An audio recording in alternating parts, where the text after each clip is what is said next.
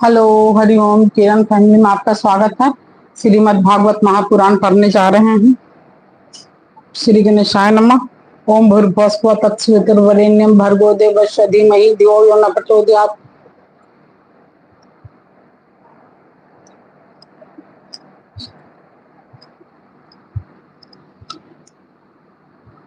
श्री राधा कृष्णाभ्याम नमः। श्रीमद् भागवत महापुराण द्वितीय खंड।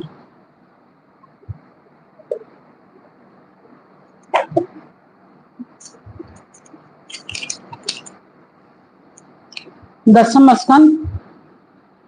अतः त्रयोविंशो अध्याय। यज्ञ पत्नियों पर कृपा।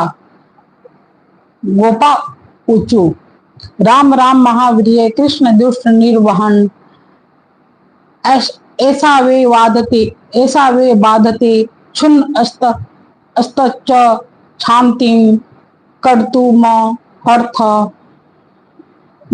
ये संस्कृत है, अच्छा था इसलिए पढ़ दिए। बाल बालों ने कहा, नैनाभिराम बलराम, इसका हिंदी है। नैनाभिराम बलराम, तुम बड़े पराक्रमी हो। हमारे चित्तचोर श्याम सुंदर, तुम बड़े बड़े दुष्टों का संहार किया है।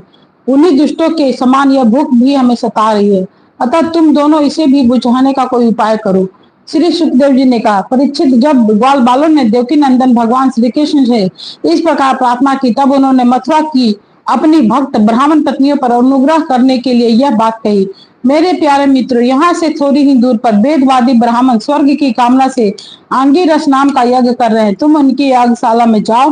ग्वाल बालों, मेरे भेजने से वहां जाकर तुम लोग मेरे बड़े भाई भगवान श्री बलराम जी का और मेरे नाम लेकर कुछ थोड़ा सा भात भोजन की सामग्री मांग लाओ। जब भगवान ने ऐसी आज्ञा दी, तब ग्वाल बाल उन ब्राह्मणों की यज्ञशाला में गए और उनसे भगवान की आज्ञा के अनुसार ही अन्न मांगा। पहले पृथ्वी पर गिरकर दंडवत प्रणाम किया और फिर हाथ जोड़कर कहा,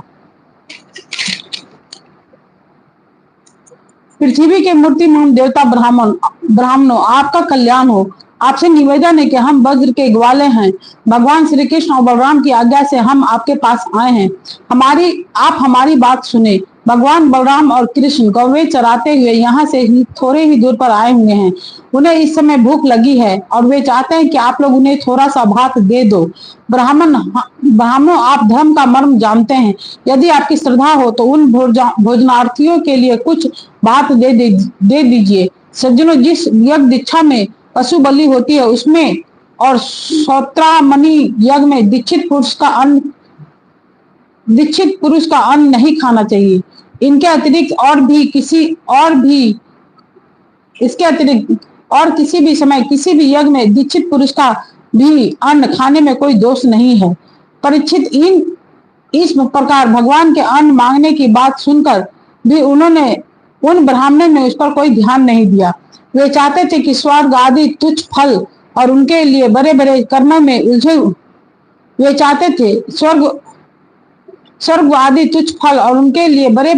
कर्मों में उलझे हुए थे। सच पूछो तो वे ब्राह्मण ज्ञान की दृष्टि से थे बालक ही, परंतु अपने को बड़ा ज्ञानवर्ध मानते थे। परीक्षित, देश काल अनेक प्रकार की सामग्रियां, भिन्न भिन्न कर्मों में विनियुक्त मंत्र, अनुष्ठान की पद्धति, ऋग्विज, ब्रह्मा आदि यज्ञ कराने वाले अग्नि देवता, यज्ञमान, यज्ञ और धर्म, इन सब रूपों में एकमात्र भगवान ही प्रकट हो रहे हैं। वे ही इंद्रियातीत परब्रह्म भगवान श्री कृष्ण स्वयं ग्वाल बालों के द्वारा बात मांग रहे हैं। परंतु इन मूर्खों ने, जो अपने को शरीर ही मान बैठे हैं, भगवान को भी एक साधारण मनुष्य ही माना और उनका सम्मान नहीं किया। परीक्षित, जब उन ब्राह्मणों ने हाँ या ना कुछ भी नहीं कहा, तब ग्वाल बालों की आशा टूट गई। वे लौट आए और वहां की सब बात उन्होंने श्री कृष्ण और बलराम से कह दी।